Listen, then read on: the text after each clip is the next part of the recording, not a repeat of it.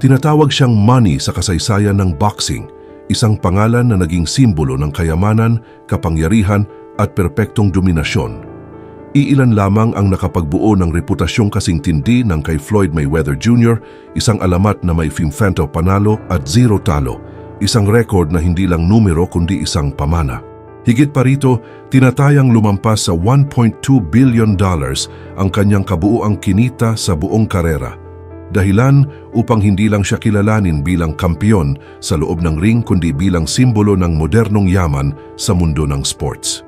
Pero bago tayo magpatuloy, huwag kalimutang i-like ang video at mag-subscribe sa aking channel. Napakalaking tulong nito sa aming mga content creators. Maraming salamat. Sa mata ng publiko, si Floyd ang lalaking natutulog sa ibabaw ng bundok ng pera. May $18 million na relo, 2 private jets at koleksyon ng color-coded na Rolls-Royce. Ang imahe niya ay isang buhay na tila walang hanggan ang kayamanan. Ngunit pagdating ng 2026, unti-unting nagbago ang pananaw ng marami. Sa halip na tahimik na retirement, patuloy siyang lumalabas sa balita.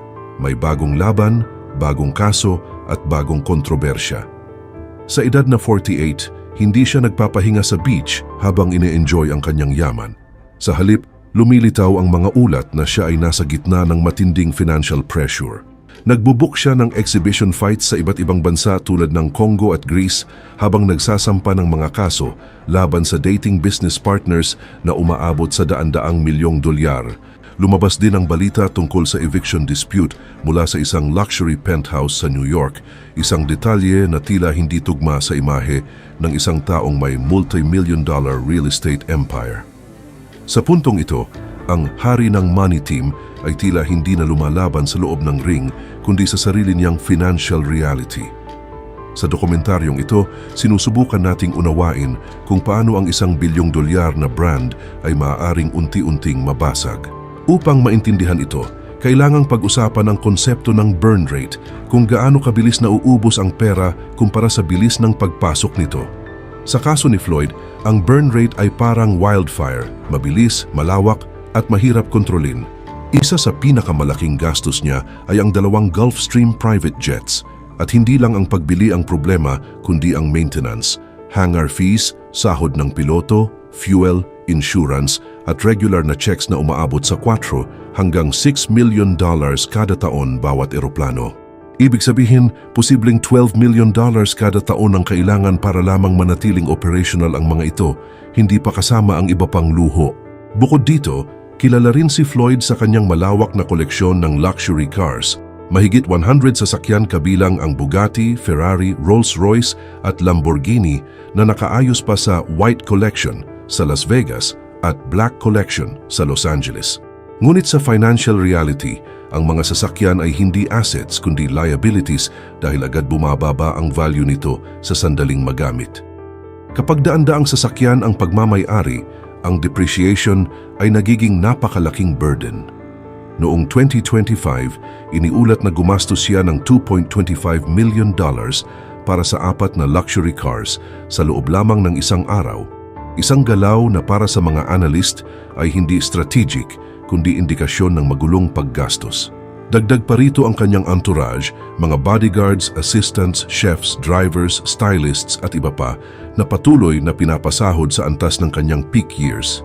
Ang problema, nagbago na ang kita ngunit nanatili ang gastos.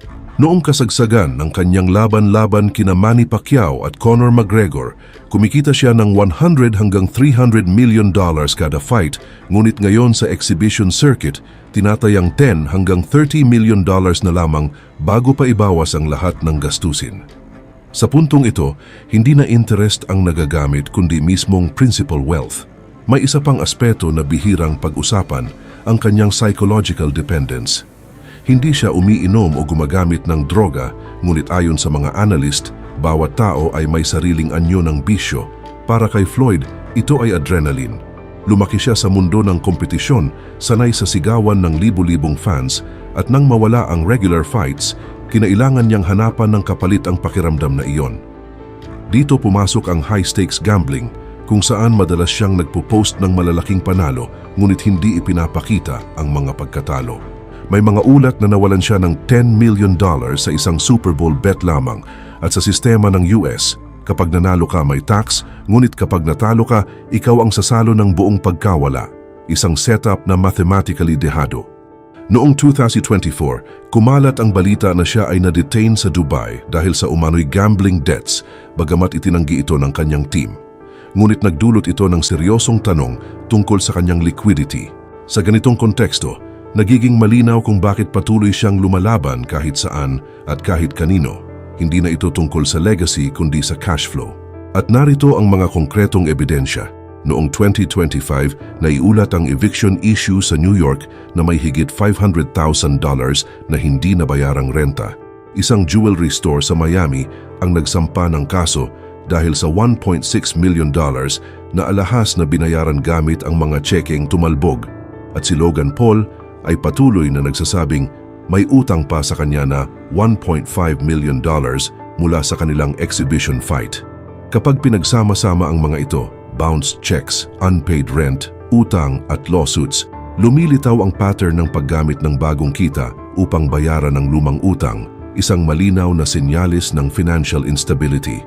Noong 2017, matapos ang laban kay Conor McGregor, nagkaroon siya ng $22 million tax lien mula sa IRS kahit kumita siya ng daan-daang milyon, isang indikasyon na kahit sa pinakamalaking payday, may problema sa liquidity.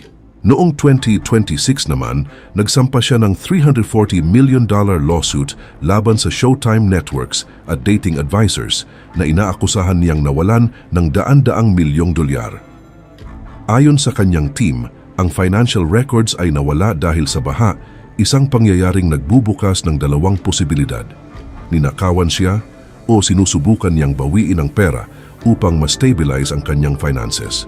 Sa parehong sitwasyon, malinaw na hindi na niya ganap na kontrolado ang kanyang pera. Sa kanyang 2026 fight schedule, makikita ang tunay na larawan ng kanyang priorities. Mga laban sa iba't ibang bansa, exhibition sa Greece para makaiwas sa regulasyon at planong rematch laban kay Manny Pacquiao.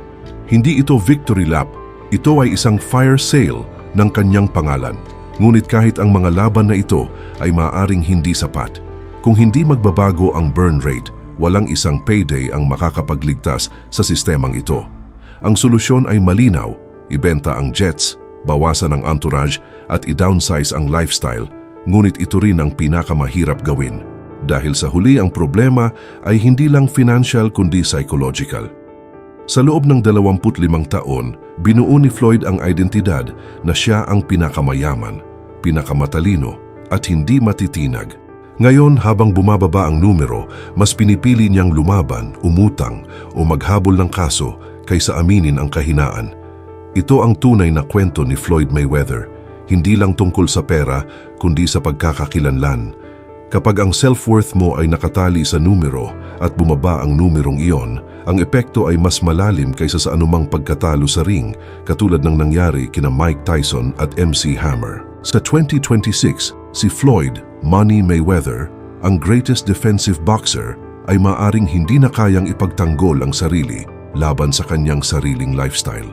Ang persona ng pera ay naging kulungan at ang laban sa labas ng ring ay mas mabigat kaysa sa kahit anong laban sa loob nito. Sa kabila ng lahat, nananatiling bukas ang kwento ni Floyd Mayweather Jr.